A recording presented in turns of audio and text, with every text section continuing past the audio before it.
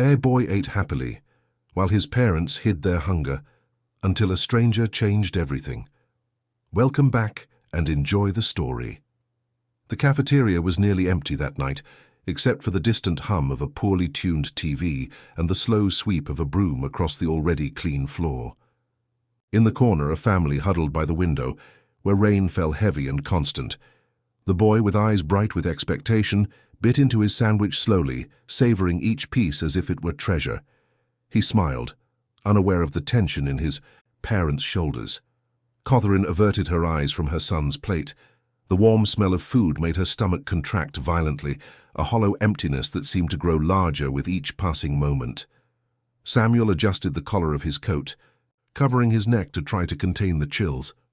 Hunger made his head throb, and his last meal, a piece of dry bread the previous morning, already seemed like a distant dream.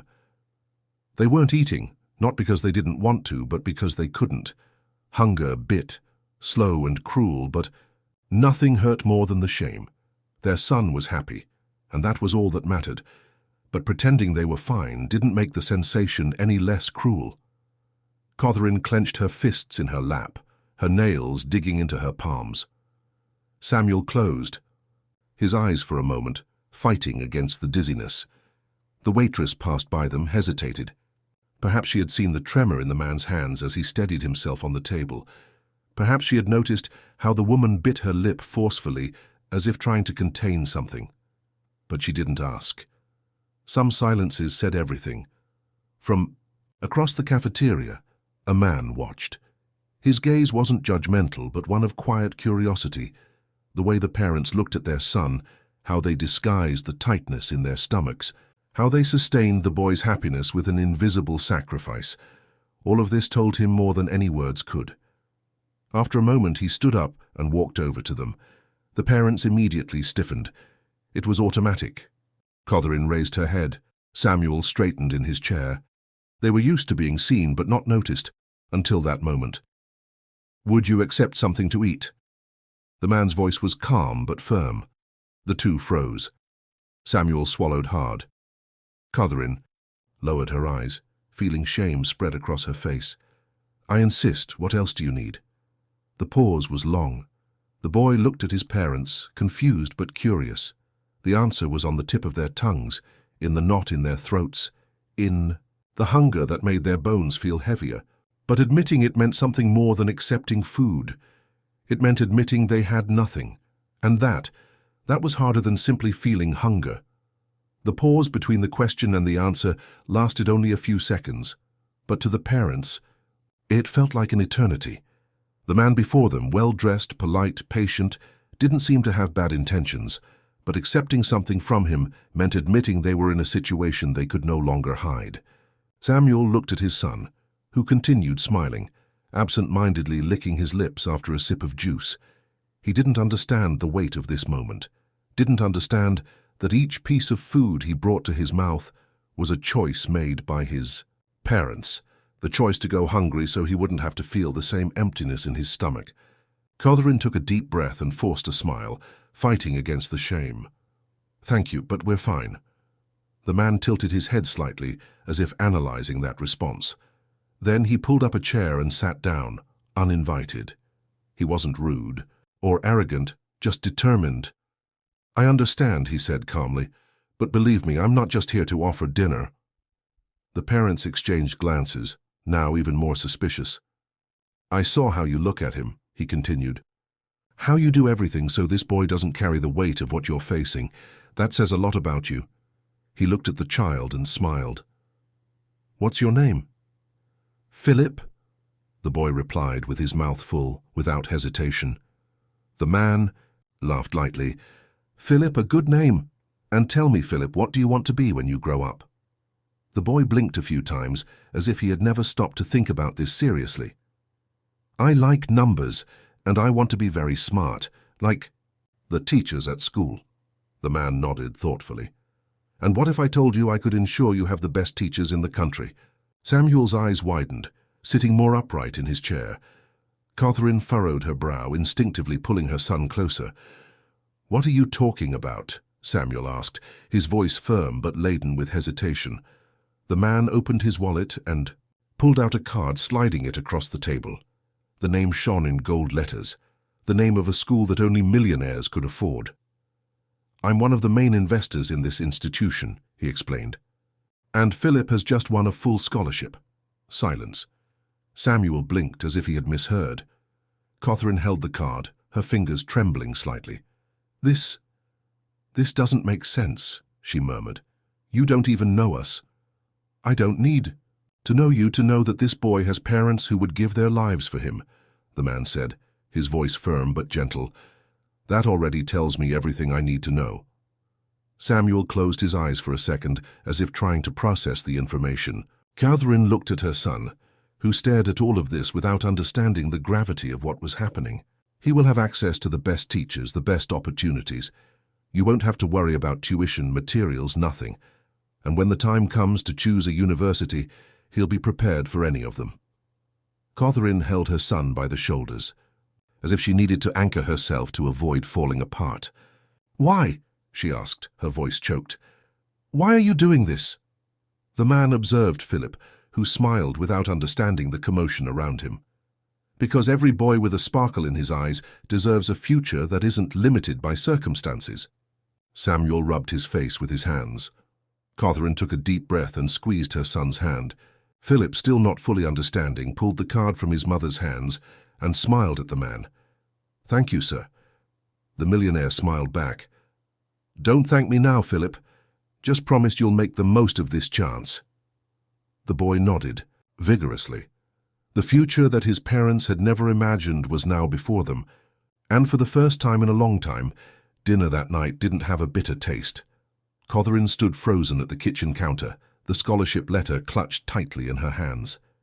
They had been surviving one day at a time for so long that the thought of a future, a real future, seemed almost too fragile to believe. The elite academy that Philip would attend was more than a school. It was a door opening to a world they had only glimpsed from the outside. Samuel sat at their small kitchen table, his weathered hands wrapped around a mug of weak tea. The silence between them was thick with unspoken emotions, relief, disbelief, and the persistent shadow of shame that accompanied any act of accepting help. "Do you think it's real?" Catherine finally whispered, her voice barely audible above the dripping faucet. "People don't just do this." Samuel looked up at his wife, the lines around his eyes deepening as he considered her question. Before he could answer, the sound of Philip's laughter filtered in from the tiny bedroom where he was supposedly getting ready for bed. "Maybe they don't," Samuel admitted, "but I looked into this man, Robert Thompson. He's legitimate. The foundation, he runs the school. It's all real." Catherine sank into the chair opposite her husband, the letter now creased from her grip. "But why us? Why Philip?" Samuel reached across the table to take her hand.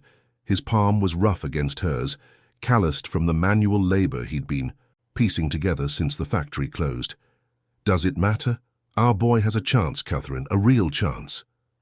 Tears welled in her eyes. "I just don't want him to forget where he comes from, who we are."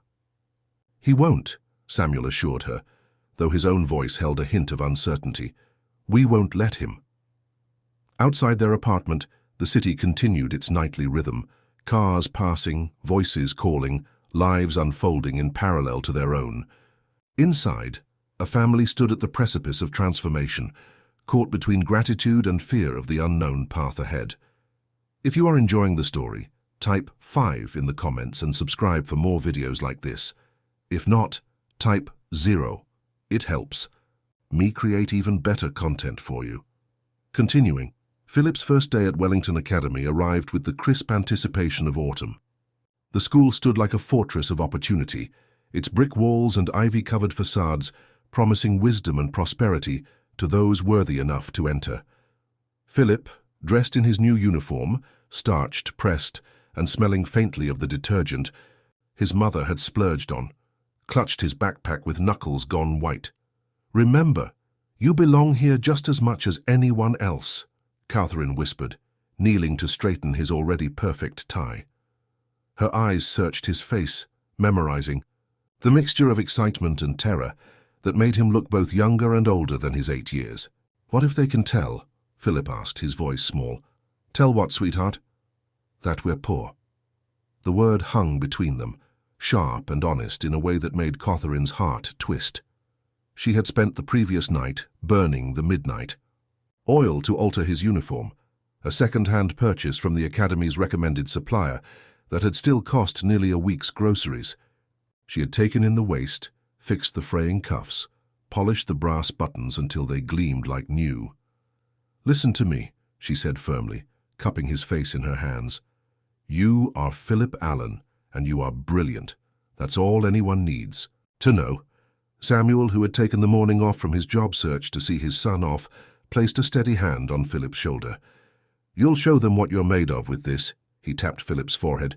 "Not with what's in your wallet." Philip nodded, summoning courage from his father's confidence. As they approached the imposing gates, a sleek car pulled up beside them. A boy about Philip's age emerged, followed by a woman whose casual elegance made Catherine suddenly aware of her own worn coat and scuffed shoes. "For you must be the scholarship recipient," the woman said, her smile not quite reaching her eyes as she assessed Philip and his parents. "Thomas has been so excited to meet you, hasn't he, darling?" The boy, Thomas, gave Philip a cursory glance, before shrugging. "I guess." "We're very grateful for this opportunity," Samuel said, his voice steady despite the subtle condescension in the woman's tone. "Oh, of course," she replied. "Robert has always had a soft spot for community projects. I'm Margaret Whitaker, by the way, Thomas's mother and head of the Parents' Association. I'm sure we'll be seeing each other." With that, she guided her son toward the entrance, leaving the Allens in a wake of expensive perfume and unspoken class divides. Catherine squeezed Philip's hand. "Remember what we said, you belong here." Philip nodded, squaring his small shoulders. As they walked through the gates together, they could feel eyes on them. Staff wondering about the scholarship student, parents speculating on his background, children already calculating where he might fit in their carefully established hierarchies. Inside the grand entrance hall, Robert Thompson waited, a stark contrast to the other adults with his warm smile and genuine delight at seeing Philip. "There's my young mathematician," he greeted, extending a hand to Philip, who shook it with the solemnity of a much older child. "I've been telling everyone about your aptitude for numbers. The headmaster is particularly interested."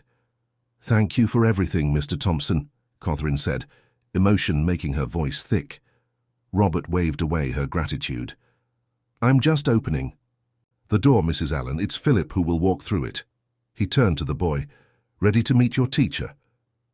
Philip glanced back at his parents, fear and determination warring in his expression. Samuel gave him a nod, the simple gesture carrying the weight of all their hopes. "I'm ready," Philip said, the tremor in his voice barely noticeable. As Robert led Philip away, introducing him to a kind-faced woman who would be his teacher, Catherine felt a strange mixture of pride and loss. Her little boy looked both at home and adrift in these grand surroundings, a contradiction that mirrored her own conflicted emotions. "He'll be okay," Samuel murmured, though whether he was reassuring her or himself was unclear. Catherine watched. As Philip took his place among the other students, his second-hand uniform indistinguishable from the rest, his potential unlimited by the circumstances that had defined his life thus far. "Yes," she agreed, "I think he might be more than okay." They lingered a moment longer before the gentle but firm request for parents to depart forced them to say their goodbyes. As they stepped back into the world outside Wellington's protective walls, they carried with them a fragile new hope, that their sacrifice might translate into a different kind of life for their son. Neither spoke of the gnawing hunger that still haunted them, or of the bills that would come due at the end of the week. Today was not about their struggles, today was about possibility, and for now that was enough to sustain them. The classroom buzzed with the energy of 28 eight-year-olds, each from families of considerable means, each accustomed to the best of everything. Philip sat quietly at his assigned desk, absorbing the difference between this classroom and his old one. Here the books were new and unmarked, the technology cutting edge, the artwork on the walls original rather than reproductions. Miss Harper, his teacher, had a gentle authority about her. She introduced Philip to the class with a warmth that helped ease some of his anxiety. "We're very fortunate to have Philip join us. He has quite a gift for mathematics, and I'm sure we'll all benefit from his perspective." A few curious glances came his way, some friendly, others calculating. Thomas Whitaker's eyes narrowed slightly, his expression inscrutable as he assessed the newcomer. Philip offered a tentative smile, which Thomas did not return. As the morning progressed, Philip found himself both challenged and exhilarated by the curriculum.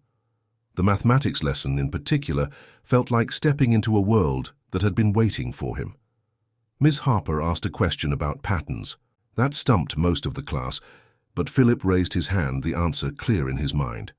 "It's a Fibonacci sequence," he said, when called upon, his voice stronger than he expected. "Each number is the sum of the two before it." Ms. Harper's eyes lit up. "Excellent, Philip, that's precisely right." A murmur rippled through the classroom. Thomas Whitaker's frown deepened, and Philip felt the weight of his gaze throughout the remainder of the lesson. When lunchtime arrived, Philip faced a new challenge. The cafeteria was nothing like the humble one where Robert Thompson had found his family. Here students sat in obvious social groupings, their lunches as stratified as their families' social standings. Some had brought meals prepared by private chefs, others purchased the gourmet offerings from the cafeteria's extensive menu. Philip clutched the simple sandwich his mother had packed, peanut butter on wheat bread, made with care but painfully ordinary in this setting. He hesitated at the entrance, unsure where to sit. "You can join us if you want," a voice offered. A girl with dark braids and bright eyes nodded toward a table where two other children sat. "I'm Emma. That's Leo and Zara." Grateful, Philip slid onto the bench beside them. "I'm Philip." "We know," Leo said, grinning. "The math whiz. That was cool what you said in class." Philip felt himself relax slightly. "Thanks, I just like numbers." "Why'd you transfer here?" Zara asked, her curiosity direct but not unkind. Before Philip could formulate an answer that wouldn't reveal too much, a shadow fell across their table. Thomas Whitaker stood there, flanked by two boys whose designer uniforms had clearly been tailored to fit perfectly. "So, scholarship," Thomas said, the nickname turning Philip's status into something shameful. "My mother says your family couldn't even afford dinner the night Thompson found you. Is that true?" The question hit Philip like a physical blow. His new acquaintances exchanged uncomfortable glances, waiting for his response. Philip felt heat rise to his face, shame and anger warring within him. "My name is Philip," he said finally, surprised by the steadiness in his voice. "And my family works hard." Thomas smirked. "Not hard enough, apparently. Otherwise you wouldn't need charity." Emma bristled beside Philip. "Just because your dad makes money doesn't make you better than anyone, Thomas." "Maybe not better," Thomas conceded with mock thoughtfulness, "but definitely richer. And here, that's what counts."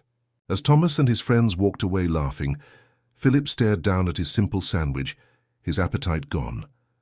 He thought of his parents, who had gone without food so he could eat, who wore the same clothes year after year so he could have a new uniform, who had swallowed their pride to accept help for his sake. "Don't listen to him," Leo said quietly. "He's just mad because you're smarter than him." Philip looked up at his new friends, their faces showing genuine concern. "Thanks," he managed. "My dad says people like Thomas peak in primary school," Zara offered with a shrug. "It's all downhill for them after that." The comment surprised a laugh out of Philip, easing some of the tension that had coiled inside him. As lunch continued, the conversation shifted to safer topics, favorite subjects, teachers' quirks, the upcoming science fair. Philip participated cautiously, careful not to reveal too much about his home life or the circumstances that had brought him to Wellington. By the time the bell rang, signaling the end of lunch, Philip had made his first allies in this new world. It wasn't until he was walking back to class that he realized he'd barely touched his sandwich. The food his mother had carefully prepared, despite their limited resources. The waste made him feel sick with guilt. He tucked the sandwich back into his bag, vowing to eat it later. In his old life, no food went uneaten. In this new world, he would have to navigate between two realities, the one he came from and the one he was entering. Finding his place between them would be his greatest challenge. As the weeks at Wellington Academy turned into months, Philip found himself living in two increasingly divergent worlds. At school, he thrived academically, his natural aptitude for mathematics blossoming under Ms. Harper's guidance. She had taken a special interest in his education, providing him with advanced problems that challenged even his abilities. His friendship with Emma, Leo, and Zara deepened, creating a small but loyal circle that helped buffer him against Thomas Whitaker's persistent disdain. At home, however, things were growing more strained. The scholarship covered Philip's education, books, and uniform, but the peripheral costs, transportation, occasional field trips, the social expectations of birthday parties for classmates, stretched the Allen family's meager budget to the breaking point. Samuel had finally found work at a construction site across town, which meant pre-dawn departures and late returns, his body increasingly bent with exhaustion. Catherine had taken on additional cleaning jobs, slipping out after Philip went to bed to scrub offices and restaurants until the early morning hours. Their paths rarely crossed now, their marriage maintained in hastily scribbled notes left on the kitchen counter and the shared purpose of giving their son a better future. Philip noticed. He saw the dark circles under his mother's eyes, the new lines etched into his father's face. He observed how they shifted conversations away from money whenever he entered the room, how his mother would claim to have already eaten when she served him dinner, how his father's portions grew smaller, while insisting he wasn't very hungry. The guilt was a constant companion now, shadowing Philip's successes at school. Each gold star, each word of praise from his teachers, came with the knowledge of what it was costing his parents. One evening, as Philip sat at the kitchen table, struggling with a particularly challenging set of calculus problems Ms. Harper had given him, he heard his mother's keys in the door. Catherine entered quietly, clearly expecting him to be asleep. When she saw him, she quickly smoothed her features into a smile, but not before Philip caught the bone-deep weariness in her expression. "Still up, sweetheart? It's nearly midnight." "I wanted to finish these problems," Philip explained, gesturing to his notebook. "Ms. Harper says I might be ready for the regional mathematics competition in the spring." Catherine's face lit with genuine pride as she set down her bag of cleaning supplies. "That's wonderful, Philip. I always knew you were special." She came to look over his shoulder at the complex equations that filled the page, equations she couldn't begin to understand, despite her own intelligence. The gap between them was widening, not just in education but in experience, in the worlds they occupied. "Mom," Philip began hesitantly, "are you and Dad okay, really okay?" Catherine stiffened almost imperceptibly before forcing her shoulders to relax. "Of course we are. Why do you ask?" "I know things are hard, with money and everything." Philip swallowed, the words difficult to form. "Maybe I should go back to my old school. Then you wouldn't have to work so much and—" "No." Catherine's response was immediate and firm. She knelt beside his chair, her hands gripping his shoulders. "Listen to me, Philip. What your father and I do, we do because we choose to, because we believe in you. Don't ever think for a second that we regret it. But you're both so tired all the time, and I know you skip meals. I'm not a little kid anymore. I notice things." Catherine's eyes filled with tears. She quickly blinked, away. "Oh, my smart boy. Always watching, always thinking." She cupped his face, her work-worn hands gentle against his skin. "Yes, things are tough right now, but they won't always be. Your education, this opportunity, it's an investment in all our futures." Philip wasn't entirely convinced, but he nodded, unwilling to cause his mother more distress. "I just want you to be okay. We are, and we will be." She kissed his forehead, then glanced at his work. "Now explain one of these problems to me. I may not understand the math, but I love hearing you talk about it." Philip launched into an explanation, simplifying concepts as best he could. His mother listened attentively, asking questions when she could, her pride evident despite her exhaustion. It was a moment of connection bridging their increasingly separate worlds, a reminder of why they were all making these sacrifices. Later that night, as Philip lay in bed listening to the soft sounds of his mother preparing for her few hours of sleep before the next workday began, he made a silent vow. He would make all of this worth it. He would excel not just for himself, but for his parents who had given up so much for his chance. One day he would be the one taking care of them. With that resolution firm in his mind, he finally drifted off to sleep, unaware that across town Robert Thompson was making decisions that would soon alter the course of their lives once again. The winter term at Wellington brought new challenges for Philip. As his academic star continued to rise, drawing praise from teachers and reluctant acknowledgement from peers, the social divide between him and the majority of his classmates deepened. Birthday parties at exclusive venues, weekend ski trips, and casual references to summer homes and private yachts served as constant reminders that Philip was an outsider in this privileged world. Thomas Whitaker had taken to referring to Philip as Thompson's charity case, the nickname spreading among certain circles of students. Each time Philip heard it, he felt a stab of shame followed by anger, not at the insult itself, but at the truth it contained. He was a charity case. His family could never have afforded Wellington on their own. The only place Philip felt truly at home was in the mathematics classroom, where numbers followed logical, predictable patterns and his ability transcended his background. Ms. Harper had entered him in the regional mathematics competition as promised, and his preparation consumed much of his free time. The possibility of winning, of proving his worth through achievement rather than family connections, drove him with an intensity that sometimes surprised even himself. At home, conditions had deteriorated further. Samuel had injured his back at the construction site. Nothing severe enough to warrant medical attention they couldn't afford, but enough to make each movement a testament to his endurance. He continued working, refusing to take time off they couldn't afford, but Philip would often find him in the evenings, sitting rigidly at the kitchen table, his face drawn with pain he tried to hide when he realized his son was watching. Catherine had developed a persistent cough that echoed through their small apartment at night. The harsh cleaning chemicals she worked with, combined with insufficient rest and nutrition, had taken their toll. Like her husband, she dismissed Philip's concerns, insisting it was nothing more than a cold that lingered. One afternoon in late January, Philip was surprised to find Robert Thompson waiting for him outside Ms. Harper's classroom. The businessman's presence at Wellington was not unusual. He served on the board of governors and visited regularly, but he had kept a respectful distance from Philip since that first day, allowing the boy to find his own path.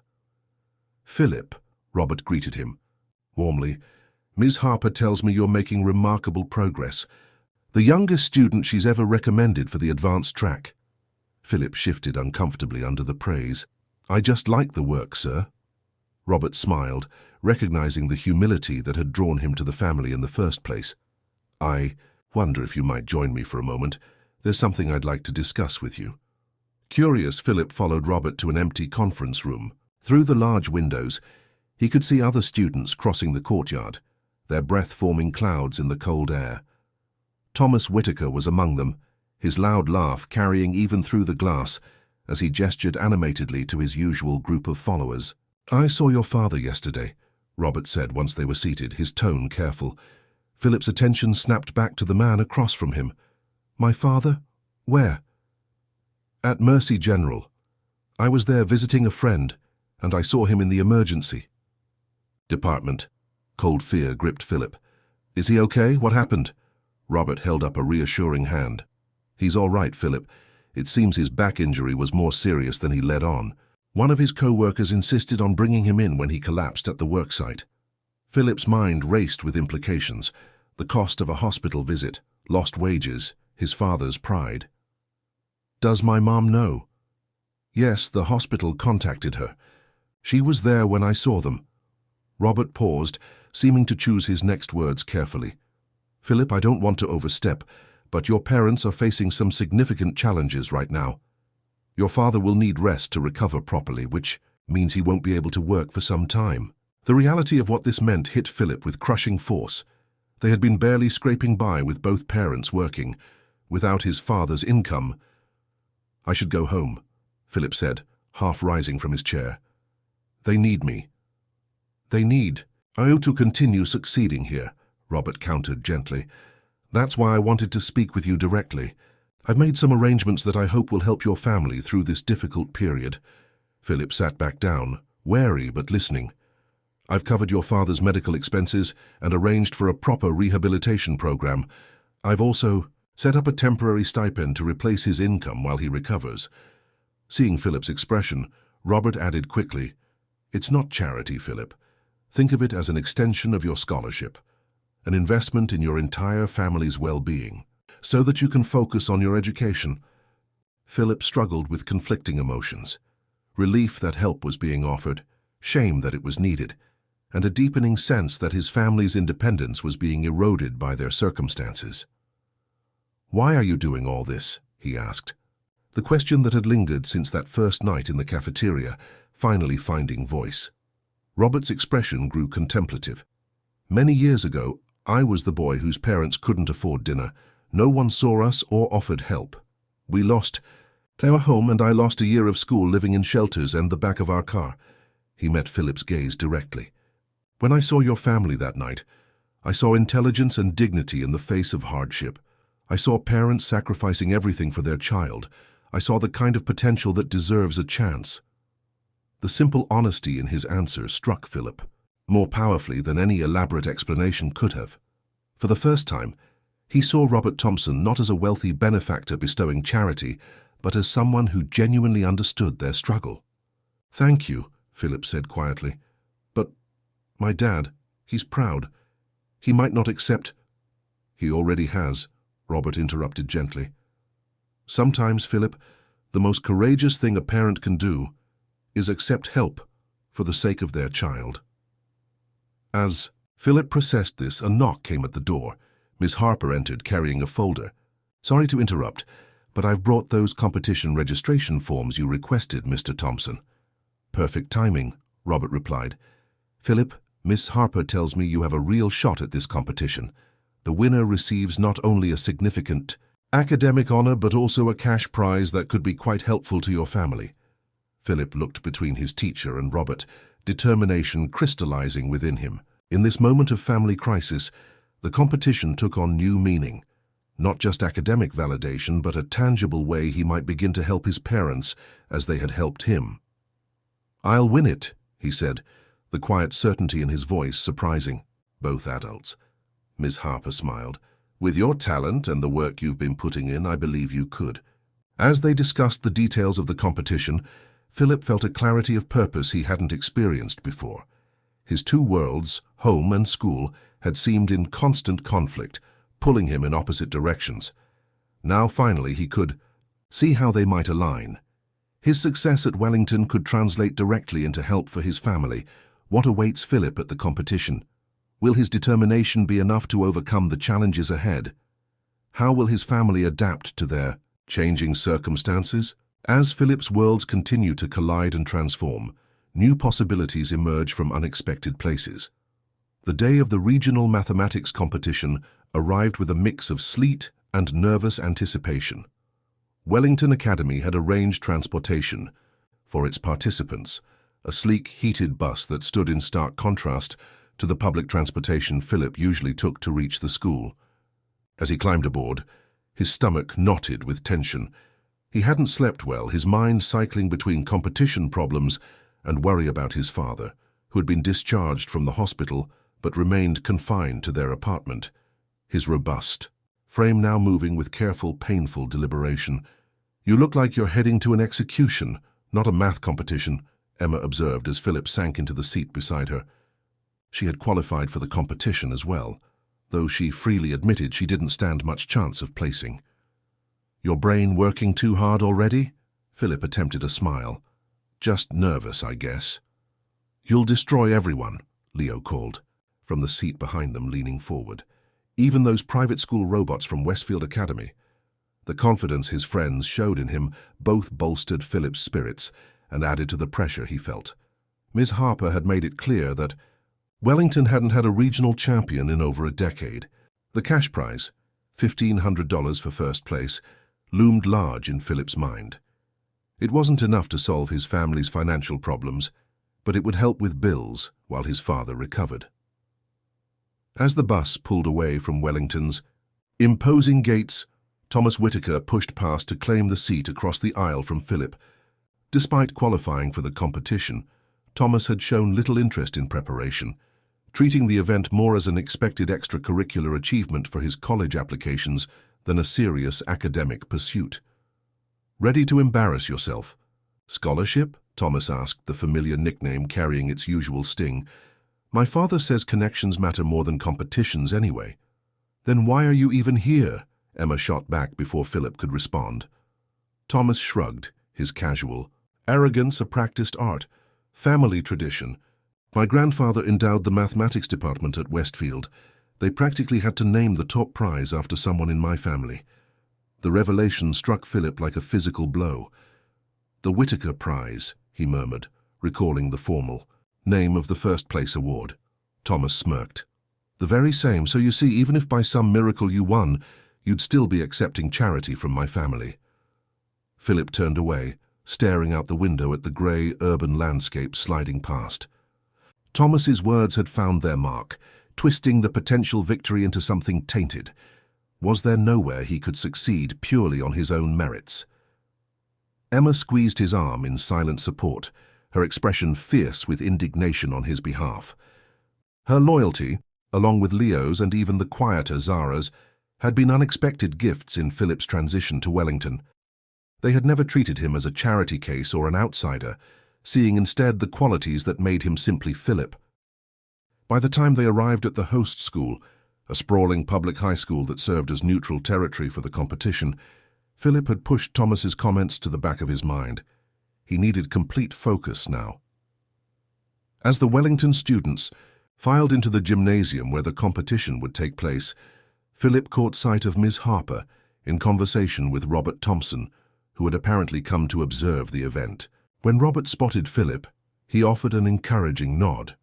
The competition consisted of 3 rounds, an individual written exam, a lightning round of mental calculations, and finally, for the top-scoring participants, a problem-solving showcase, performed before an audience of teachers, parents, and fellow students. Philip took his assigned seat, surrounded by unfamiliar faces from schools across the region. Each competitor received a sealed packet of problems, which they were not to open until the signal was given. Philip closed his eyes briefly, centering himself. In his mind's eye, he saw his father's face, drawn with pain but still managing a proud smile that morning, as he'd wished Philip luck. He saw his mother, who had ironed his uniform before leaving for her early shift, leaving behind a note full of encouragement and love. Their sacrifices deserved his absolute best effort. When the proctor announced the start of the examination, Philip opened his packet with steady hands. The problems were challenging, intentionally designed to stretch even the brightest young mathematicians. But as Philip worked through them methodically, he found a rhythm, a clarity of thought that transcended his nervousness. Numbers had always been his sanctuary, the one place where everything made perfect sense, where his worth was measured not by his background, but by his understanding. After the written portion, Philip felt cautiously optimistic. He had completed all the problems and had time to double-check his work. Around him, other students showed varying signs of confidence or distress. Thomas, seated several rows away, appeared bored rather than concerned, twirling his pencil between his fingers with practiced nonchalance. The lightning round followed, rapid-fire calculations projected onto a screen, with students required to write their answers within seconds. Philip excelled here, his mind processing the operations with a speed that surprised even Ms. Harper, who watched from the sidelines with growing excitement. When the final scores were tallied for the first 2 rounds, Philip found himself in second place overall, just a few points behind a serious-faced girl from Westfield Academy. Thomas had dropped to 7th place, his expression souring when the rankings were announced. Only the top 5 competitors would advance to the final showcase round. "You've got this," Emma whispered, as Philip prepared to take the stage for the last challenge. "Just forget everyone's watching." The final round consisted of complex problem-solving at a whiteboard, with each finalist given a different problem of comparable difficulty. They would work simultaneously, with judges evaluating not just the final answer, but the approach and methodology. Philip's problem involved optimization, finding the most efficient solution to a scenario involving resource allocation. As he worked, the audience and the other competitors faded from his awareness. There was only the problem, the elegant dance of variables, the satisfaction of pieces falling into place.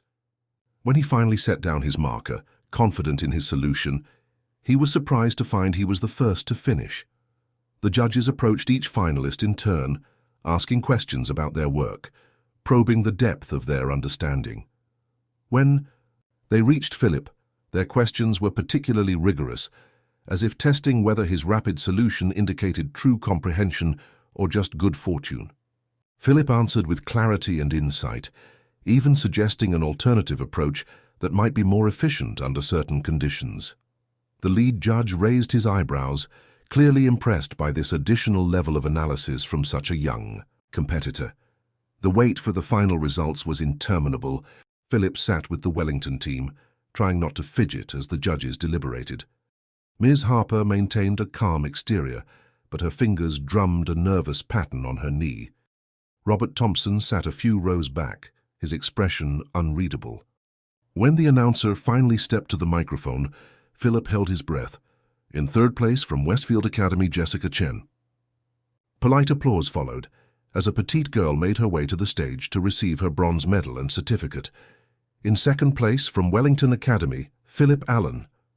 The Wellington section erupted in cheers. Emma and Leo pulled Philip to Wei. His feet, their faces reflecting pride that matched what he imagined his parents would feel when he told them.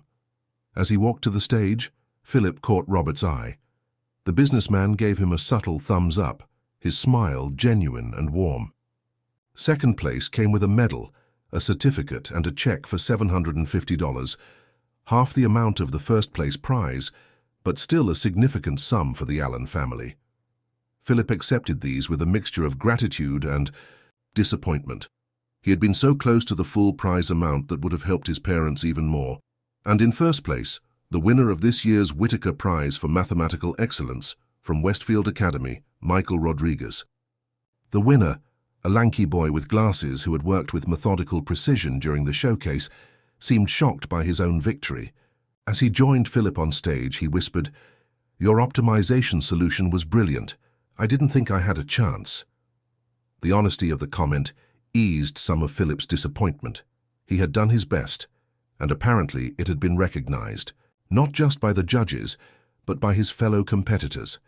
As the ceremony concluded and students reunited with their teachers and families, Thomas Whitaker approached Philip with an uncharacteristic lack of swagger. "Second place," Thomas acknowledged, his tone carrying a hint of reluctant respect. "Didn't think you had it in you, scholarship." Before Philip could respond, Robert Thompson appeared beside them. "Ah, Thomas, there you are. I was just speaking with your father about next year's competition. Philip here has set quite a standard for Wellington to maintain." Thomas glanced between Philip and Robert, his expression difficult to read. "Yeah, well, next time I'll actually try," he muttered, before walking away. "Don't mind him," Robert said to Philip. "Some people find it difficult to recognize ability. In others, when they've never had to work hard themselves." He placed a hand on Philip's shoulder. "I'm very proud of you today, not just for your performance, but for how you've handled yourself throughout this process." Philip looked down at the check in his hand. "Thank you, sir. This will really help my parents." Robert nodded, understanding the significance. "I've already called them with the good news. Your mother was nearly speechless with pride." The mention of his parents brought Philip's focus back to home, to the reality waiting beyond this moment of academic triumph. "Is my dad feeling any better?" "Your father is a strong man, but healing takes time," Robert replied carefully. "Which brings me to something I'd like to discuss with you and your parents this evening, if that's agreeable." Philip gave him a questioning look, but Robert merely smiled. "It's nothing to worry about, just an idea I think might benefit all of you. Now, I believe Ms. Harper is looking for you. Your schoolmates want to celebrate their mathematical champion." As Robert predicted, the Wellington team had gathered around Ms. Harper, their faces alight with the shared victory of Philip's achievement. Despite Thomas's usual dismissiveness, The other students had come to see Philip's success as reflective of their school, something they could all take pride in regardless of background or circumstance. Philip joined them, allowing himself to be swept up in their celebration. The check felt substantial in his pocket, a tangible reward for his efforts and a means to ease his family's burden, if only temporarily. Whatever Robert wanted to discuss. Later, Philip faced it with the newfound confidence of someone who had proven his worth on neutral ground, measured solely by the merit of his mind. As they boarded the bus for the return journey, Philip gazed out at the winter sky, now clearing, to reveal patches of brilliant blue. For the first time since starting at Wellington, he felt as though he truly belonged, not as a charity case or an outsider, but as himself, Philip Allen, second-place winner of the regional mathematics competition. The thought warmed him more than any victory could have. That evening, Philip sat with his parents at their kitchen table, the check from the competition placed prominently in the center. His father, propped carefully in a chair modified with cushions to support his injured back, had tears in his eyes. As he looked at the amount, $750, Samuel said, his voice thick with emotion. My brilliant boy. Catherine, who had managed to get the evening off from her cleaning job to celebrate Philip's achievement, kept touching the medal as if to verify its reality. We always knew you were special, Philip. From the day you started counting before you could even properly talk. Philip basked in their pride, feeling for the first time that perhaps the pressure and isolation he had experienced at Wellington were worth it for this moment. I wanted to win first place, he admitted, for the full prize. Second place in a regional competition is extraordinary, his father assured him.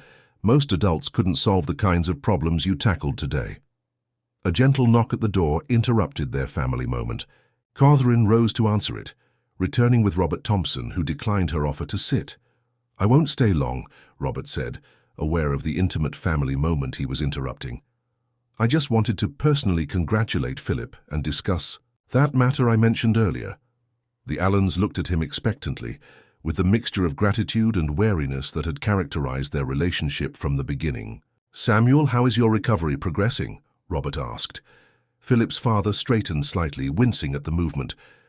Slowly, but the doctors say I should be able to return to light duty in about a month. Robert nodded. That's good news, but construction work with a back injury is a precarious situation. I've been thinking about your family's circumstances, and I'd like to propose something that might offer more stability.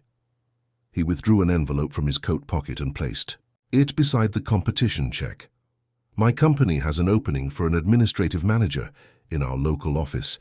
The position comes with a salary that would exceed your combined current incomes, full health benefits, and most importantly, it wouldn't require physical labor.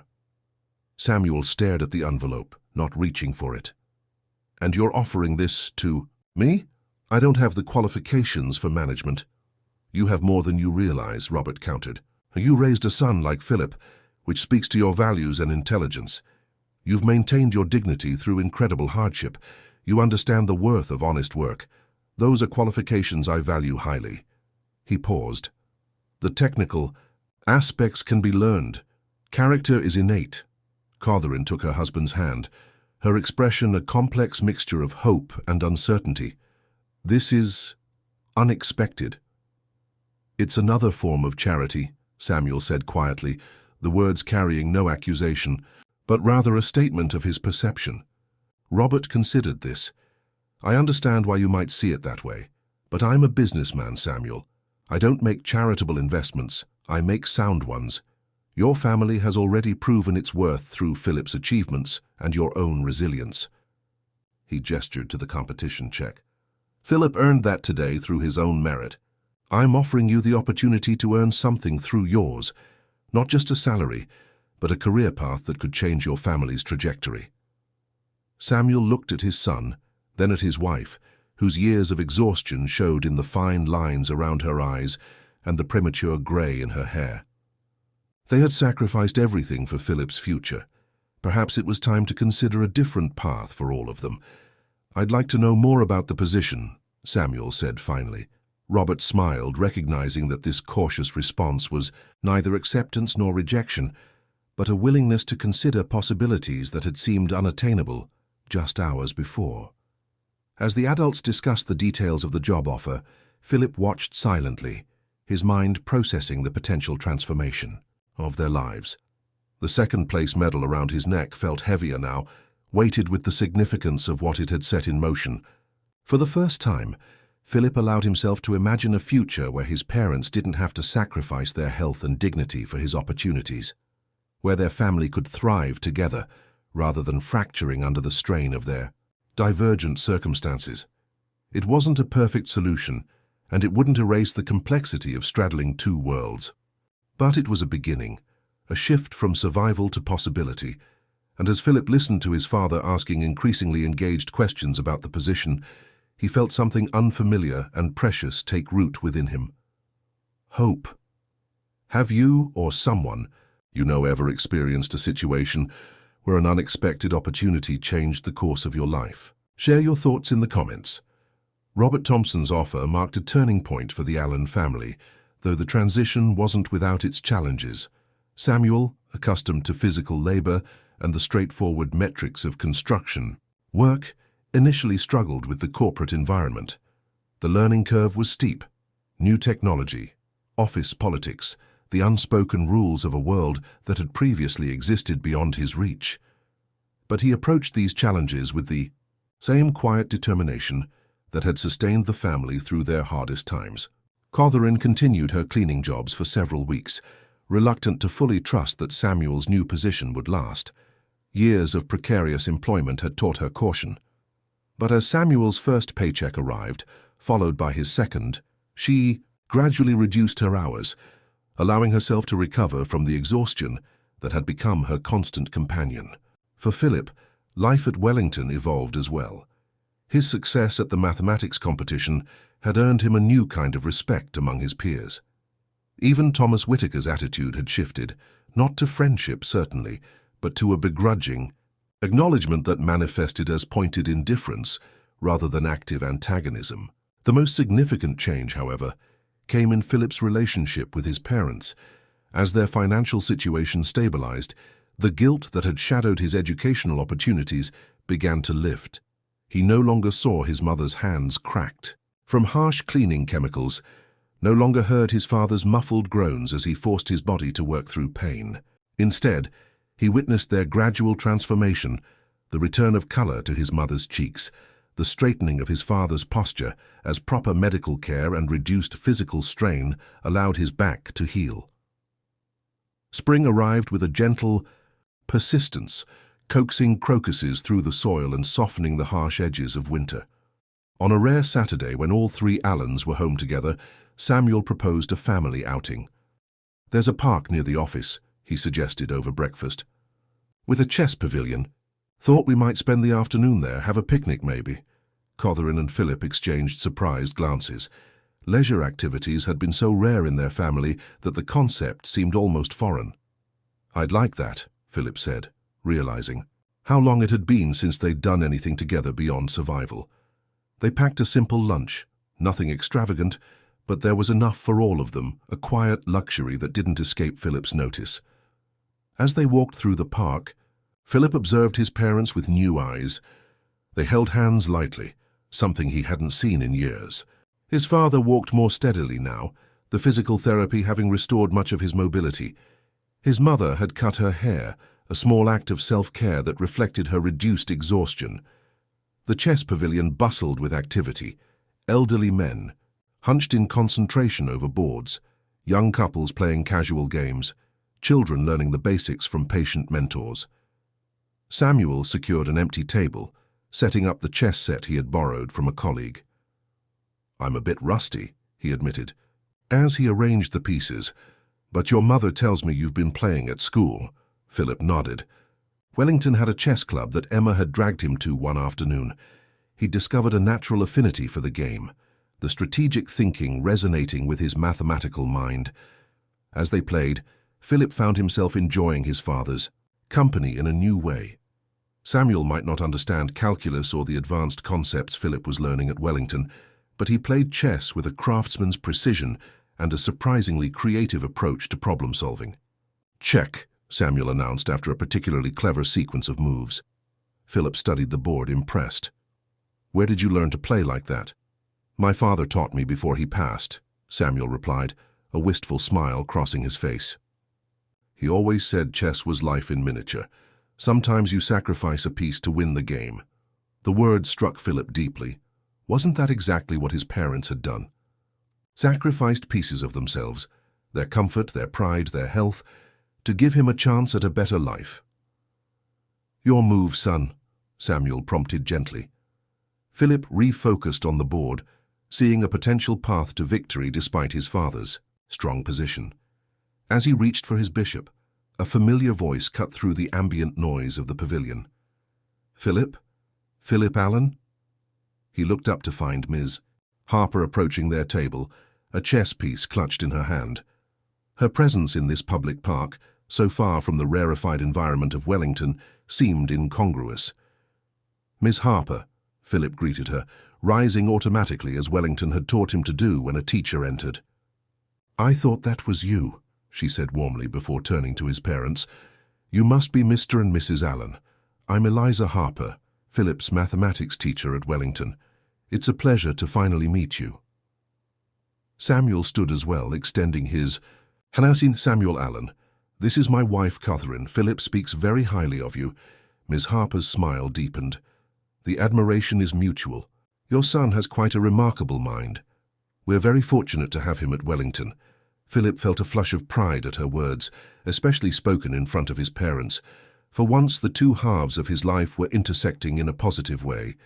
"Are you a chess player, Ms. Harper?"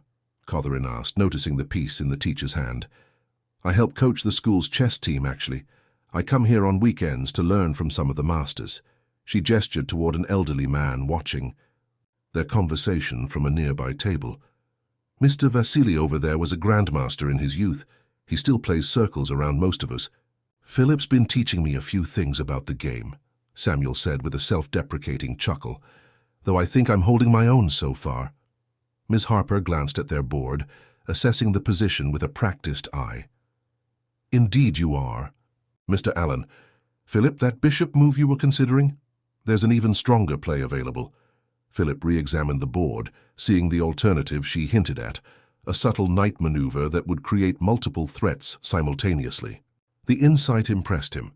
Miss Harper understood not just his academic abilities, but his strategic thinking as well. "Would you care to join us?" Catherine offered. "We have sandwiches to share." The invitation surprised Philip. His mother had always been reserved around authority figures, particularly those associated with Wellington, that she would extend. Such casual hospitality to Miss Harper indicated how much her confidence had grown in recent months. "That's very kind," Miss Harper replied, "but I promised Mr. Vasily a rematch. Perhaps another time." She turned to Philip. "I actually wanted to speak with you about the summer mathematics program at the university. Applications are due next week, and I think you'd be an exceptional candidate." Philip's interest was immediately piqued. "A university program? For high school students?" "For exceptionally talented middle school students," Ms. Harper corrected with a smile. "It's very selective, but your competition performance and classwork make you an ideal applicant. It would mean spending 4 weeks of your summer on campus, studying with university professors." Philip looked to his parents, uncertain. Such an opportunity seemed incredible, but he had already asked so much of them. Would they see this as another burden, another way in which Wellington was pulling him away from their world? To his surprise, Samuel nodded thoughtfully. "Sounds like a fantastic opportunity. What do you think, Philip? Is it something you'd be interested in?" The support in his father's question was unambiguous, not grudging permission but genuine encouragement. Yes, I think I would be," Philip answered, looking between his parents and Ms. Harper. "Very interested." "Excellent." Ms. Harper handed him a folder she extracted from her bag. "Here's all the information. The program includes a stipend for participants, by the way, to compensate for summer job opportunities you might otherwise pursue." The consideration touched Philip. Ms. Harper understood that financial matters would be a significant factor in his decision, despite the family's improved circumstances. "Thank you, Ms. Harper." Catherine said, accepting the folder when Philip's hands were full with chess pieces. "We'll review this together."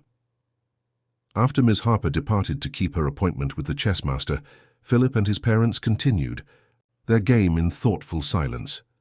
The folder sat on the edge of their table, representing yet another doorway opening onto possibilities that had once seemed unimaginable. "You should apply," Samuel said finally, as Philip contemplated his next move, "if it's something you want." Philip looked up at his father, searching his expression for any hint of reservation.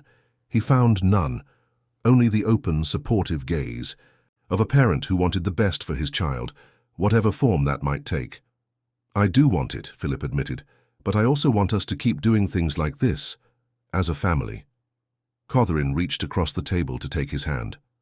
"Oh, Philip, we've lost so much time to survival. Now that we have a little breathing room, I don't intend to waste a moment of it. Whether you're studying at university or playing chess in the park, we're still a family." Philip felt something release within him, a tension he hadn't fully acknowledged until it began to dissolve. The divergent paths of his life, Wellington and home, academic excellence and family loyalty, were not as irreconcilable as they had once seemed. As the afternoon sun filtered through the pavilion's latticework, casting a pattern of light and shadow across the chessboard, Philip made his move. Not the bishop he had first considered, nor even the knight maneuver Miss Harper had hinted at, but a queen's sacrifice that would ultimately secure his victory. Samuel raised his eyebrows, impressed by the bold strategy. "Taking a risk there, son?" Philip smiled, the expression reaching his eyes in a way it rarely had during his early months at Wellington. "Sometimes you sacrifice a piece to win the game," he echoed his father's earlier words, "and sometimes the sacrifice isn't really a loss at all." The deeper meaning of his statement wasn't lost on his parents. Their sacrifices for Philip had been genuine and painful, but as they sat together in the spring sunshine, those sacrifices were being transformed into something else, investments that were beginning to yield returns beyond anything they had imagined. Philip would apply to the summer program. He would continue to excel at Wellington. He would navigate the complex social terrain of privilege and poverty that characterized his daily life. But he would do so knowing that his family remained his foundation, strengthened rather than weakened by the opportunities that had once threatened to pull them apart. As Samuel conceded the chess match several moves later, his pride in Philip's victory outshining any disappointment in his own defeat, the Allen family felt a quiet sense of triumph that had nothing to do with the game before them. They were finding their way forward together, one careful move at a time. The final weeks of the school year passed in a blur of exams, projects, and increasing anticipation. Philip's application to the summer mathematics program had been accepted with enthusiastic endorsements from both Miss Harper and the headmaster of Wellington. To everyone's surprise, including his own, Thomas Whitaker had also been accepted to the program, setting the stage for an interesting summer dynamic. As June approached, bringing with it the promise of new routines and challenges, Philip found himself in Robert Thompson's office at Wellington, summoned for what the businessman described as a progress evaluation. The spacious room, with its oak paneling and views of the Academy's immaculate grounds, radiated quiet authority. Philip sat across from Robert's substantial desk, answering questions about his academic performance, his social adjustment, and his family's well-being. "Your father seems to be thriving in his new position," Robert observed, reviewing notes on a tablet. "His supervisor speaks very highly of his organizational skills and work ethic." Philip nodded, pride evident in his expression. "He's even talking about taking some business courses at the community college in the fall." "Excellent initiative," Robert approved. "And your mother? How is she adjusting to the changes?" "She's cut back to just one cleaning job now," Philip explained. 3 mornings a week at an office building near our apartment. She says she likes keeping busy, but I think she's also saving for something. She and Dad have been having a lot of whispered conversations lately." Robert smiled knowingly. Parents often do that when they're planning something special for their children. Philip hadn't considered this possibility. His birthday was still months away, and Christmas even further. What could they be planning? "Now about your academic trajectory," Robert continued, shifting the conversation. Ms. Harper tells me you're performing at a level well beyond your years in mathematics and sciences. The summer program should help channel that ability, but we need to think longer term as well. Philip straightened in his chair, sensing the significance of this discussion. Longer term, sir? Wellington has an accelerated track that would allow you to complete your secondary education by 16 instead of 18, Robert explained. From there, with your abilities, early university admission would be a natural progression. I've had preliminary discussions with colleagues at several top institutions who would be very interested in a student with your profile. The prospect both excited and intimidated Philip. Accelerated education meant advancing even further beyond his age peers, potentially increasing his sense of isolation. Yet the academic challenges appealed to him deeply, offering the kind of intellectual stimulation he craved. That's a lot to consider, Philip said carefully. Robert nodded, his expression softening slightly. It is indeed, which is why I wanted to discuss it with you directly before approaching your parents. This would be your journey, Philip. Your parents will support whatever path you choose, but the choice should be yours. The respect inherent in this approach wasn't lost on Philip. Throughout his life, adults had made decisions about his welfare with varying degrees of consultation. Robert was offering him agency in charting his own future. What about friends? Philip asked, thinking of Emma, Leo, and Zara, who had made Wellington feel less alien. Would I still see them? Social connections are important, Robert acknowledged. The accelerated program would place you in classes with older students for certain subjects, but you would maintain connections with your current cohort for others. It's not an either-or proposition. Philip considered this, weighing the benefits against the potential costs. Could I try it for a semester before committing fully? Robert smiled, seemingly pleased with the thoughtful question. A practical approach. Yes, we could structure it as a trial period, with a comprehensive review at mid-year. A knock at the door interrupted their discussion. Robert's assistant entered, apologizing for the intrusion. Mr. Allen is here to collect Philip. Should I ask him to wait? Not at all, Robert replied. Please send him in. Our discussion was just concluding. Samuel entered the office with a confidence that would have been unimaginable months earlier. His new position had required a wardrobe upgrade, and the well-fitted business casual attire lent him a professional air that matched his natural dignity. Still, Philip noticed the slight hesitation in his father's step as he crossed the threshold into Robert's domain, a lingering awareness of the social distance that still existed despite their improved circumstances. Robert, Samuel greeted the businessman with a nod. I hope Philip hasn't been monopolizing your afternoon. On the contrary, Robert rose to shake Samuel's hand. We've been having a productive discussion about Philip's academic future. Your son has a remarkable capacity for thoughtful decision-making. Samuel's chest swelled visibly with pride. He gets that from his mother, he said with a small smile. I've always been more of an act first, think later type myself. A quality that serves you well in crisis management, Robert observed. Your supervisor mentioned how effectively you handled that supply chain disruption last month. The easy exchange between the two men represented yet another shift in the Allen family's journey. Samuel and Robert would never be social equals, in the traditional sense, but a mutual respect had developed that transcended their different backgrounds. As they prepared to leave, Robert handed Philip a leather portfolio embossed with the Wellington crest. Some materials about the accelerated program for you to review with your parents. No rush on a decision. Enjoy your summer program first. Philip accepted the portfolio, the weight of it symbolic of the opportunities and challenges it contained. Thank you, sir, for everything. The simple expression of gratitude encompassed far more than the immediate discussion. It acknowledged the cascading series of interventions that had transformed his family's circumstances since that fateful night in the cafeteria. Robert seemed to understand the broader meaning. You've earned every opportunity through your own merit, Philip. Never forget that. As Philip and his father left Wellington's grounds, the contrast between their arrival 9 months earlier and their departure now was striking. They walked with matched strides, both standing taller, both facing forward rather than down. The The changes weren't just material, though those were significant, but in their sense of possibility, of belonging in a world that had once seemed irrevocably closed to them. "So," Samuel said as they reached his company car, another benefit of his new position. "An accelerated program?" Philip nodded, clutching the portfolio. It would mean finishing school early, maybe starting university at 16. Samuel considered this as he unlocked the car. "That's a big decision. What are you thinking?" The question was genuine, free from either pressure or skepticism. Philip appreciated his father's trust in his judgment. "I'm thinking I want to try it, see if it's right for me. But I don't want to lose touch with my friends or," he hesitated, "with you and Mom." Samuel's expression softened as he started the engine.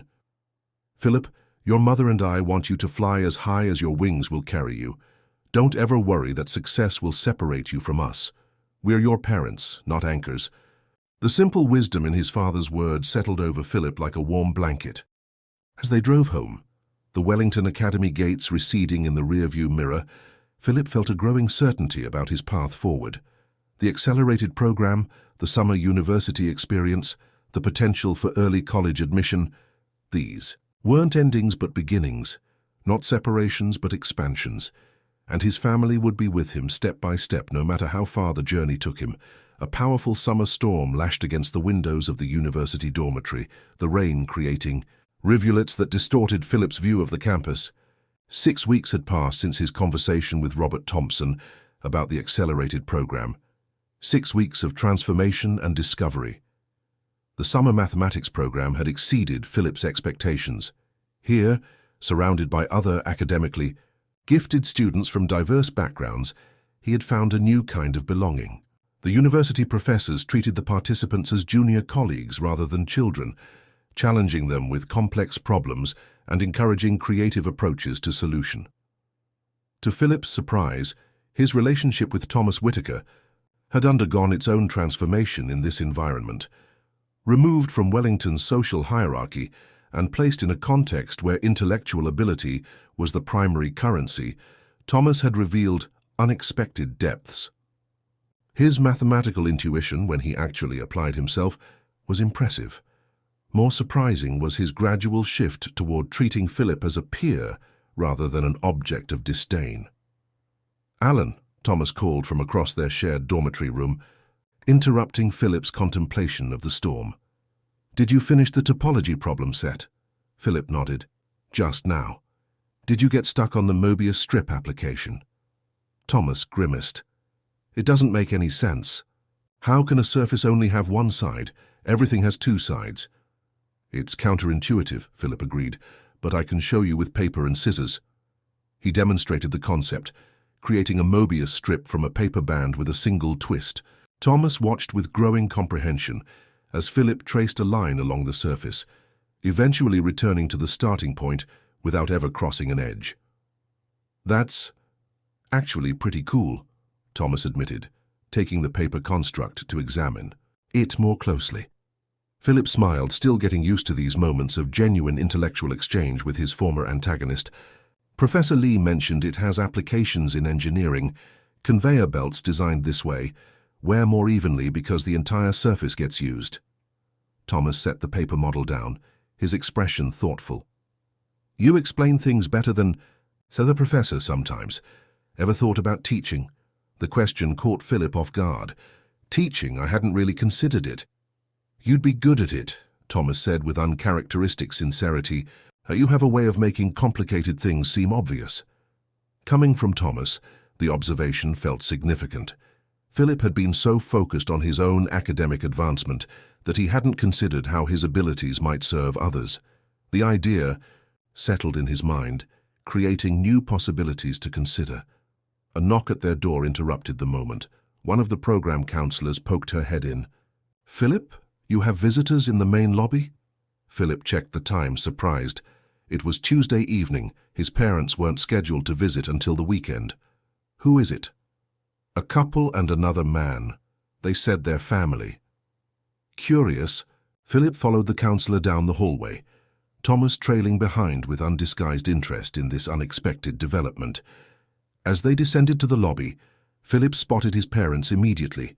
their faces alight with barely contained excitement. Beside them stood Robert Thompson, looking pleased but more reserved. "Mom, Dad, is everything okay?" Philip asked, quickening his pace to reach them.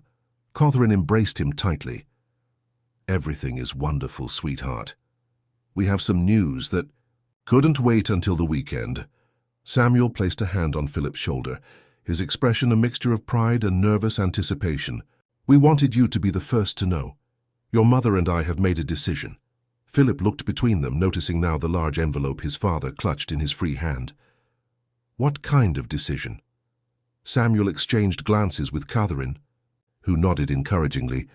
"We've bought a house." The words hung in the air, monumental in their implications. The Allens had been renters all their lives, moving from one cramped apartment to another as finances dictated. Home ownership had seemed an unattainable dream. "A house?" Philip repeated, processing the significance. "Our own house." Catherine's eyes shimmered with tears of joy.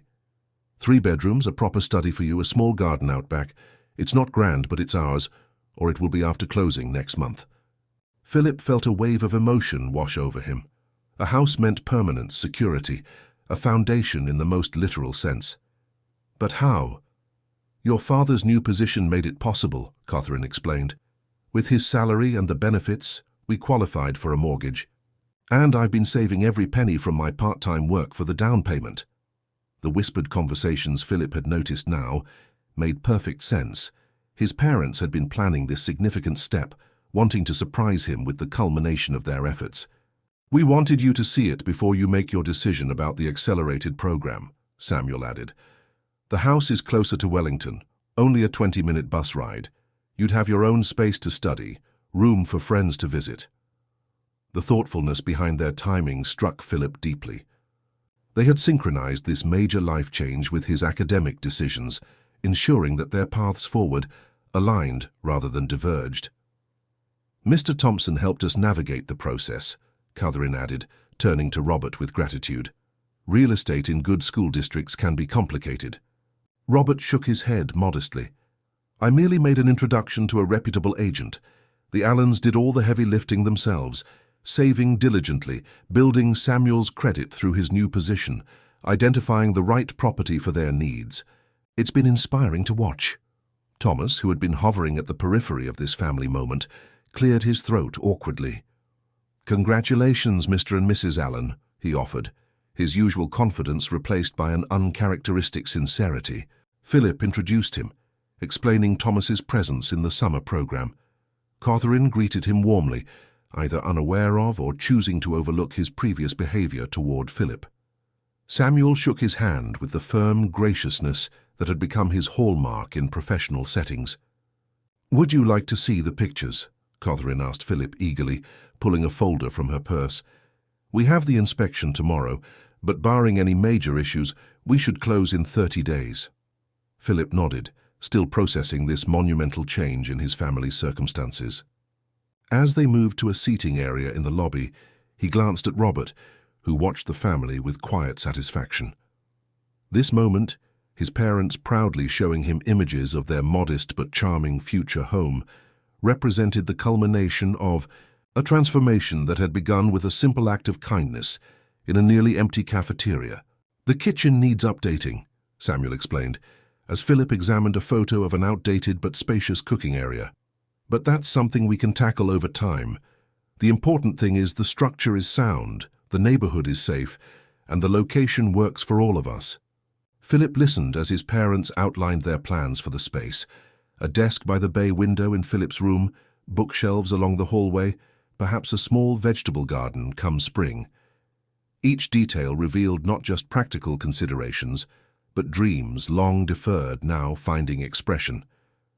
Thomas excused himself tactfully, recognizing the intimate nature of the moment, but not before congratulating the family once more.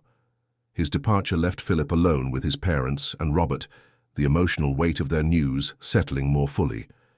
"This is amazing," Philip said finally, struggling to articulate the complex mix of joy, gratitude, and something like closure that washed over him. "I can't believe how much has changed in less than a year." Robert spoke up for the first time since the initial greetings. Life can transform rapidly when the right opportunities meet the right people, Philip. Your family's journey is remarkable, not because of external intervention, but because of how you've all responded to changing circumstances. Samuel nodded in agreement. What Robert did for us was open a door, but we walked through it ourselves as a family. Catherine squeezed Philip's hand. And now we have a real home to return to. All of us, together. The simple statement held profound meaning for Philip. Throughout his time at Wellington, he had straddled two worlds, never fully belonging in either. The scholarships, the academic recognition, even the summer program, all had represented individual advancement that sometimes felt disconnected from his family's reality. Now, with his parents establishing this new foundation, Philip could see how his path and theirs were converging rather than diverging. His success wasn't separating him from his family, but helping create a new, shared reality where all of them could thrive. So, Samuel said, his tone shifting slightly to address the other significant decision at hand, have you given more thought to the accelerated program? With the new house, the logistics would certainly be simpler. Philip glanced at the Wellington portfolio he had brought with him to the summer program, its contents now thoroughly reviewed and considered. I have, actually. I think I want to try it, at least for the trial period. His parents exchanged pleased glances, clearly supportive but careful not to pressure him. We're behind you whatever you decide, Catherine assured him. I know, Philip said with quiet confidence. That's what makes the decision easier. I'm not choosing between worlds anymore. I'm building something new that includes all of us. Robert checked his watch discreetly. I should leave you to your family reunion. Philip, if you'd like to discuss the accelerated program further before the summer session ends, my door is always open. As Robert departed, Philip turned back to the photos of the house, his future home. The modest two-story, with its slightly overgrown garden and weathered shutters, represented more than shelter. It embodied the transformation his family had undergone, the stability they had achieved, and the foundation from which he could continue to grow. Tell me everything about it, he urged his parents. Every room, every detail.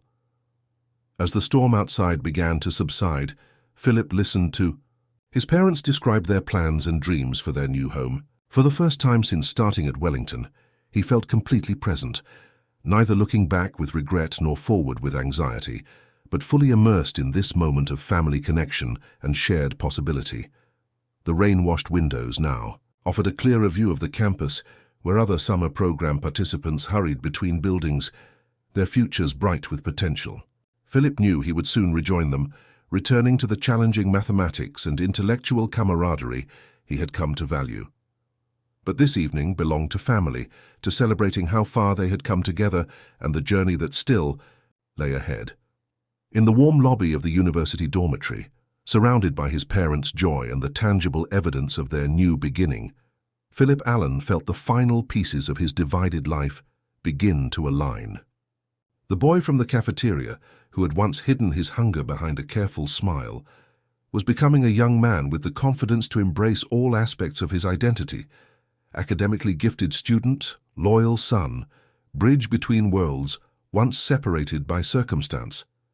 And whatever challenges awaited in the accelerated program, the university courses that would follow, or the career that lay beyond, Philip now knew with certainty that he would face them not alone, but with the unwavering support of the two.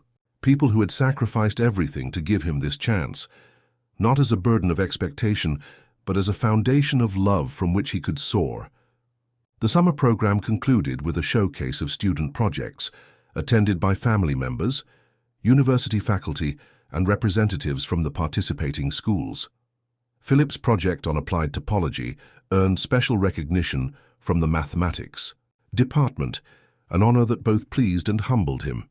More significant than the academic achievement, however, was the camaraderie he had developed with his fellow participants, including, improbably, Thomas Whitaker.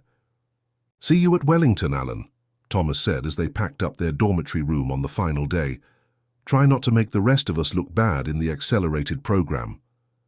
Philip detected a note of genuine good humor in the comment, a far cry from the cutting remarks that had characterized their early interactions. "You could join the program too, you know. Professor Lee said your final project showed real insight." Thomas shrugged, but Philip caught the flicker of consideration in his expression. "Maybe. My father expects me to focus on debate team and student government, more practical for a future in law or politics, according to him." "And what do you want?" Philip asked, surprising himself with the directness of the question. Thomas looked momentarily taken aback, as if the question rarely factored into decisions about his education. "I don't hate mathematics," he admitted finally. "When it's taught like it was here as a way of solving real problems, instead of just memorizing formulas." Philip nodded, understanding the distinction. "Talk to Ms. Harper when we get back. She approaches it that way too, if you give her a chance." There was an awkward moment of almost friendship between them, not quite there yet, but no longer the antagonism that had defined their relationship for most of the school year. Then Thomas extended his hand formally, the gesture both comically adult and genuinely conciliatory. "Good luck with the house move. Your parents seem nice." Philip accepted the handshake, recognizing the effort it took for Thomas to acknowledge the Allen family as worthy of respect. "Thanks. Maybe you can. See it sometime once we're settled." The invitation wasn't merely politeness, it represented Philip's growing comfort with integrating the separate spheres of his life. The walls between Wellington and home, between his academic identity and his family background, were becoming more permeable, less defined by shame or secrecy. As Philip and his parents drove away from the university campus, the car filled with conversation about the upcoming move, plans for the new school year, and the home improvement projects Samuel was eager to begin. The easy flow of discussion, the shared excitement about their future, felt like the most natural thing in the world. Yet Philip knew how precious and hard-won this moment truly was. The first day back at Wellington arrived with the crisp promise of autumn and new beginnings. Philip, now enrolled in the accelerated program, found himself in advanced classes with students 2 years his senior for mathematics and sciences, while remaining with his original cohort for humanities and languages. The dual placement created a unique schedule that reflected his particular strengths, while maintaining important social connections. Emma, Leo, and Zara had welcomed him back with enthusiastic updates about their summer adventures and immediate curiosity about his university experience. Their friendship, which had sustained him through the difficult early months at Wellington, now expanded to include occasional visits to his family's new home, where Samuel's improving cooking skills and Catherine's warm hospitality made everyone feel welcome. Miss Harper had taken on the role of Philip's academic advisor, helping him navigate the accelerated curriculum and beginning preliminary discussions about university options, still years away, but approaching more rapidly given his academic trajectory. Their meetings often extended beyond educational planning to include philosophical conversations about the purpose of learning, the social responsibilities that came with academic privilege, and the complex intersection of opportunity and obligation. "Your mathematical gifts are extraordinary, Philip," Ms. Harper observed during one such discussion in her classroom after school hours. "But what interests me most is how you're choosing to integrate those abilities with your broader understanding of the world." Philip considered this as he helped to organize materials for the next day's lesson. "My father says every advantage comes with a responsibility to use it well, not just for yourself, but for others." Ms. Harper smiled approvingly. "Wise words? And how do you see yourself using your talents in the future?" The question echoed Thomas's unexpected observation during the summer program. "I've been thinking about teaching, actually," Philip admitted. "Not immediately. I want to study mathematics at university first, explore its applications. But eventually, I think I'd like to help others understand it the way you've helped me." "You'd be excellent," Ms. Harper said without hesitation. "You have both the intellectual capacity and the empathy necessary for truly effective teaching." Philip felt a warm glow of validation at her assessment. There's something powerful about helping someone grasp a concept they thought was beyond them, about opening doors. The phrase opening doors reminded him inevitably of Robert Thompson, whose intervention had created the cascade of opportunities that transformed his family's circumstances. But Philip had come to understand that opening doors was not the exclusive province of the wealthy or powerful. Teachers like Ms. Harper opened doors of understanding every day. His parents had opened doors of possibility through their sacrifices and resilience. And perhaps in his own future, he might continue that chain of opportunity, using his education and experiences to help others find their path forward. As Philip gathered his belongings to leave for the day, Ms. Harper handed him an envelope. "The National Mathematics Competition information you requested. Registration deadline is next month." Philip accepted it eagerly. This competition? More prestigious and challenging than the regional one he had entered the previous year, represented his next academic goal. The prize money was substantial, potentially enough to help with his university expenses in a few years, and the recognition would strengthen his eventual applications. "Thank you," he said, carefully placing the envelope in his bag. "I'll review it with my parents tonight." The casual reference to consulting his parents reflected another evolution in Philip's journey. No longer did he shoulder his academic decisions alone, caught between worlds. His parents were now active participants in his educational path, their increased stability and confidence, allowing them to engage meaningfully with his opportunities and challenges. As Philip left Wellington's grounds that afternoon, he took a different route home. Not the bus he had once relied upon, but a pleasant 20-minute walk through neighborhoods that gradually transitioned from the elite surroundings of the academy to the more modest but respectable area where his family's new house stood.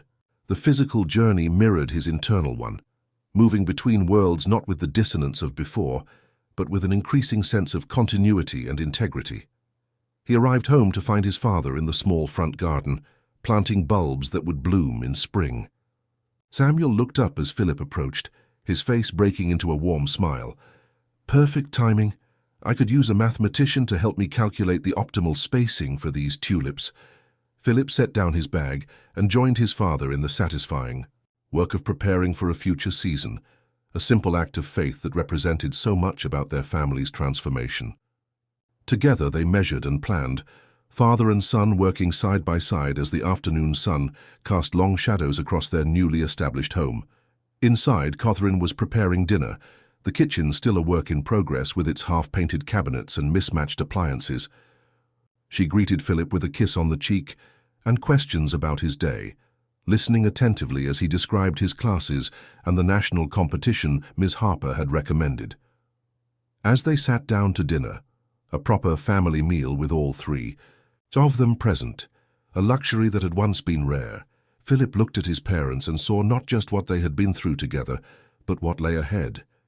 His father, steadily advancing in his new career path, taking evening business courses with the same determination he had once applied to physical labor.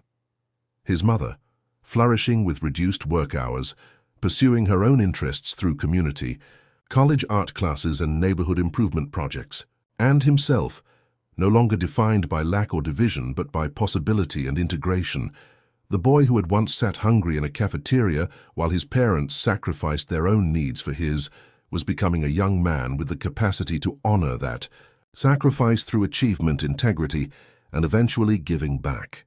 "I received some exciting news today," Samuel announced as they finished their meal. "The company is establishing a scholarship fund for employees' children, and they've asked me to serve on the selection committee." The pride in his father's voice was unmistakable. Pride not just in the recognition of his value to the company, but in the opportunity to help other families access educational opportunities. "That's wonderful, Dad," Philip said, understanding the deeper significance of the role for his father. "You'll bring an important perspective to those decisions." Samuel nodded thoughtfully. "I know what it means for a family when a child gets a chance at education they couldn't otherwise access. And I know it's not just about financial support, but about making them feel they truly belong." Catherine reached across the table to take her husband's hand. "You'll be perfect for it. You always see the potential in people." The conversation flowed easily into other topics: the weekend plans to finish painting the kitchen, Philip's upcoming exams, a neighborhood gathering Catherine was helping to organize. Ordinary family matters discussed with the extraordinary awareness of how far they had come. Later that evening, as Philip tackled his advanced calculus homework at the desk, positioned precisely where his parents had envisioned it, by the bedroom, window overlooking their small but cherished garden, he found himself pausing to reflect. The math problems before him represented challenges he was well equipped to solve, each building on previous knowledge to reach new understanding. His family's journey had followed a similar progression. Each step, each decision, each opportunity, building upon the last to create a path forward that none of them could have envisioned that night in the cafeteria. They had moved from survival to stability, from isolation to integration, from uncertainty to purpose. The future still held challenges, of course. There would be financial constraints to navigate as Philip approached university age. There would be social complexities as he continued to bridge different worlds. There would be the ongoing work of maintaining the progress they had achieved while reaching for new goals. But as Philip returned to his calculations, solving each problem with the methodical precision that came naturally to him, he did so with the confidence of someone who had discovered an essential truth.